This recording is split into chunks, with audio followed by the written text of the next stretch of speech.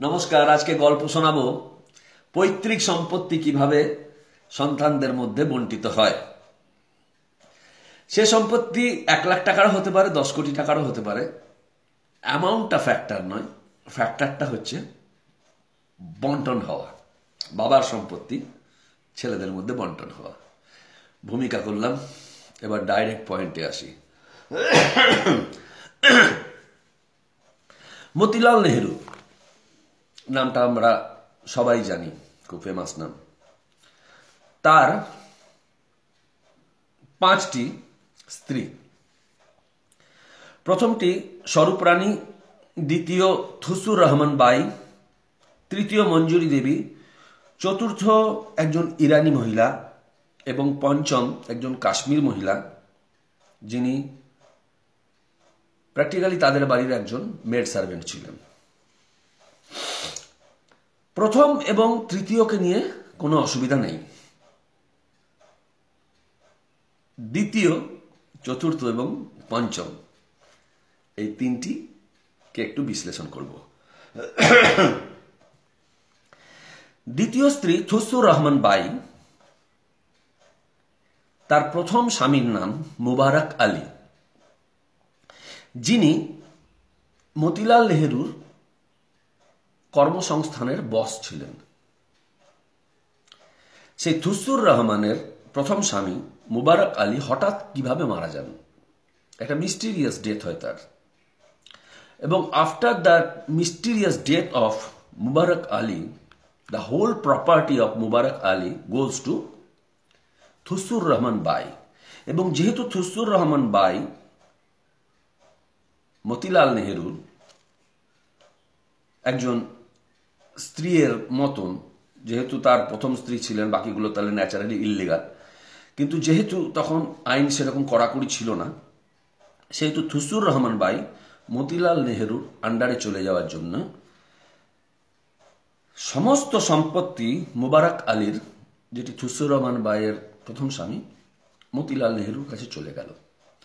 এবং সে থুসুর রহমান বাইয়ের 2টি সন্তান, প্রথমটির নাম হলো সাইদ হোসেন এবং দ্বিতীয়টির নাম দেওয়া হলো জওহরলাল। মতিলাল নেহেরুর সন্তান, অ্যাডাপ্টেড সন জওহরলাল নেহেরু। এবার তৃতীয় স্ত্রীকে কোনো প্রবলেম নাই, ছেড়ে দেওয়া হলো। চতুর্থ স্ত্রী একজন ইরানি, তার পেটের সন্তান, সেই নামটাও কিন্তু আবার কমন হবে। তার নাম মোহাম্মদ আলী জিন্না। চমকে গেলেন? জওহরলাল নেহেরু এবং মোহাম্মদ আলী জিন্না এক বাবার 2 মায়ের সন্তান। এবার আসি পঞ্চমে।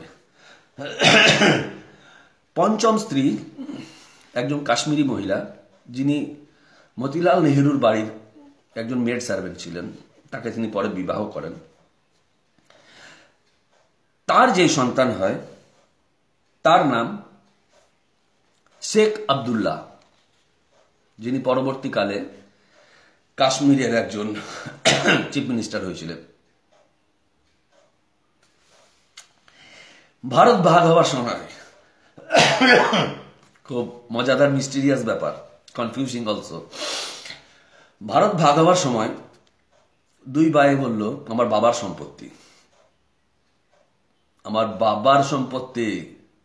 2 ভাইকে ভাগ দেয়া হলো। জিন্নাকে পাকিস্তান, জওহরলালকে ভারত। এবং যেহেতু দুয়োরানী সুয়োরানীর মতো একটা দুঃখী রানীর সন্তান শেখ আবদুল্লাহ, একজন মেড সার্ভেন্টের সন্তান, তাকে এমনি করে একটা ছিটিয়ে দেওয়া হলো কাশ্মীর। এবং কাশ্মীর দিয়ে দেওয়ার পরে তার প্রোটেকশনের জন্য বলা হলো, যাও, তোমাকে কাশ্মীর তো দিলাম এবং তার সঙ্গে 370ও দিলাম, একটা আইনও দিলাম যে কাশ্মীর ভারতের হয়েও ভারতের হবে না, তুমি নিশ্চিন্তে কাশ্মীরের রাজা হয়ে থাকো। তাহলে ভারতকে 3 ভাগে ভাগ করা হলো এবং 70 বছর ধরে আমাদেরকে টুপি পরিয়ে রাখা হলো নানাভাবে বুঝতে দেয়া হলো না কেন, কি কারণে। বাবার সম্পত্তি ভাগ হয়েছিল, আজকে তিল তিল করে সেটা আবার ফিরে আসছে।